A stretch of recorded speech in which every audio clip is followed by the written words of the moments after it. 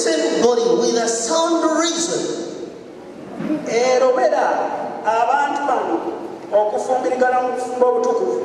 That can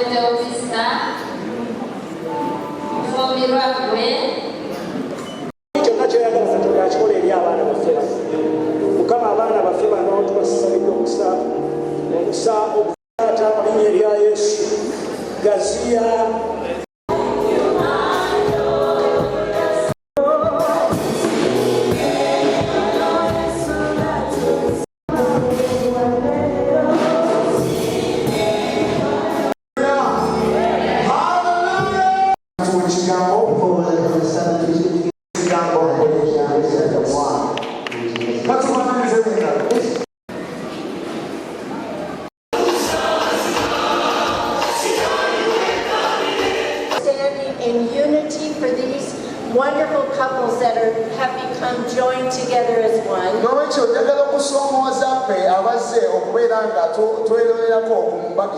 And I'd like to remind the congregation that is standing in or seated in attendance as well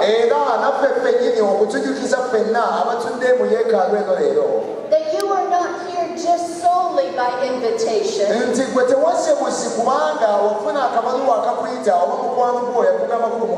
But you are here to witness on earth what God has joined in heaven. The church.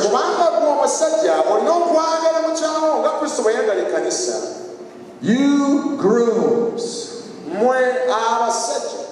look at your wife as the church. Look at your wife as this gift from God. She represents the church and you represent Jesus Christ.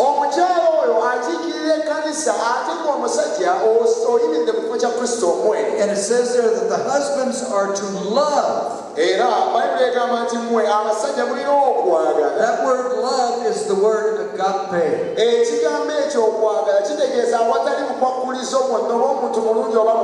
It's a Greek word. Means that you show affection towards someone with no conditions attached. You can never say, grooms, to your spouse, I love you, and then put a condition on it. It was godly. And I think it was such a representative of what it's like for the church to be married to Jesus.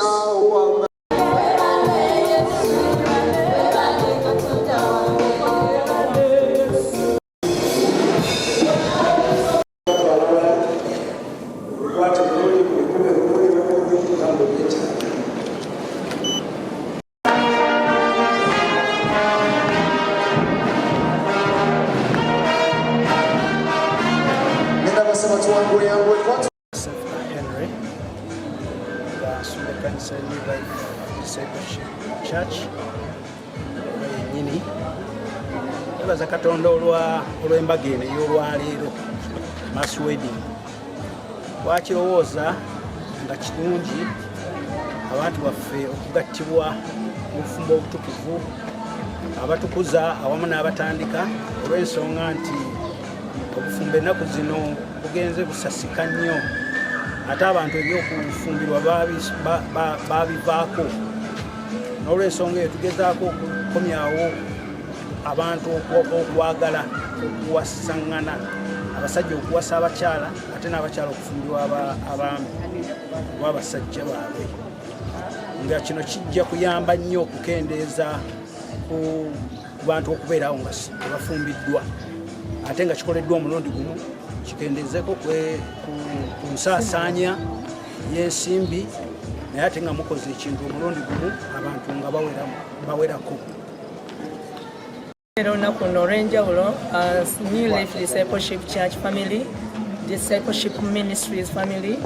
Bwe tugamba ministries kitegeeza nti couples zino mbaga eno etegekeddwa obuweereza bwonna obwa New Life Discipleship Ministries era nga couples zaffe ziva mu makanisa ag'enjawulo.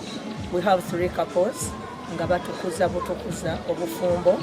Twagala okwongeramu amaanyi okulaga nti obufumbo bulungi, obufumbo busoboka ate esatu. Obubaka bwensobola okuweereza abantu bonna abafumbo n'abatannaba kugattibwa nti obufumbo bwa kitiibwa. Omuntu afumbiddwa mu kanisa embeera ze n'engeri ekitiibwa kyaba nakyo kyawukana. So tukubiriza abantu bonna okuddayo basasule bakyala baabwe bagatte bakyala baabwe tusobole okubeera n'omukululo omulungi nti tulina abantu abatuvaako emabega era ekyo tubeere kyakulabirako eri abaana baffe ne bazituula. Bannayuganda mbakubira omulanga nti obufumbo tubuseemu ekitiibwa era mbeebaza bonna abo abayimirira ne basimba ekkuuli ekikolwa kiri eky'obufumbo obw'ekifuula nnenge obw'ebikukujju. Bannayuganda mbeebaza beebale nnyo beebalire ddala awamu n'omukulembeze waffe okussaako omukono ku bbaga eryo obutakkiriziganya na nkola. Nze Apostle Rogers Darlington Zwa. Ensonga eno ey'obufumbo abavubuka ennaku zino kubanga bagitidde evudde ku society yonna eshapingibwa bantu abalabibwako. Tutekopaawo good role models era role models abalungi bashapinga bano ababa bazze omulembe okuzze gukula guba gwegomba okuba nga gundi. Omuvubuka yeegomba okuwasa omukazi afaanana nga maama we, omuwala yeegomba okufumbira omusajja afaanana nga taata we. So the challenge esinga obunene it is a societal challenge. It's a societal challenge eviira ddala ku roots nekiba nti omulembe gukula ate nga bw'omanyi ebibi bireekaana nnyo. Ebintu ebyo ebibaawo omukazi yakubye guuni bireekaana nnyo nekirowoozesa abalala bonna nti probably tekyaliyo bantu bayimiridde abenjoyinga obufumbo.